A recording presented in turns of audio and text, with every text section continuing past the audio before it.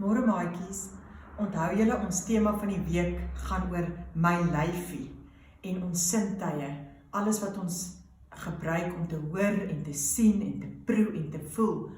Vandag gaan ek vir julle 'n storie lees van die blinde man wat in Jesus geglo het.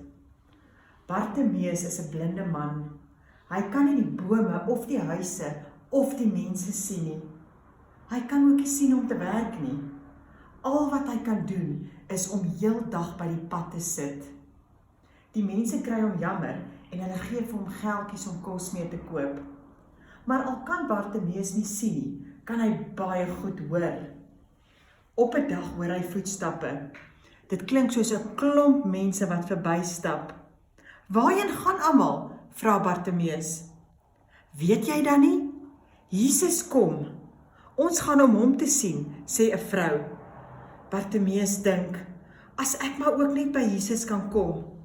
Ek weet hy sal my oë kan gesond maak. Ek wonder of hy hier gaan verbykom. Miskien hoor hy as ek hom roep." Toe begin hy roep, "Jesus, help my asseblief." Die mense maak hom stil. "Hou op raas." Maar Bartimeus roep nog harder, "Jesus, Jesus, help my." Jesus hoor Bartimeus roep. Hy gaan staan stil en sê, "Bring die blinde man na my toe." Bartimeus staan vinnig op en voel loop hy tot by Jesus. "Hoekom het jy my geroep?" vra Jesus vir hom. "Ag Here, ek wil so graag sien," sê Bartimeus. Jesus antwoord, "Jy glo in my. Jy glo dat ek jou gesond kan maak en ek wil dit graag vir jou doen. Van nou af sal jy kan sien."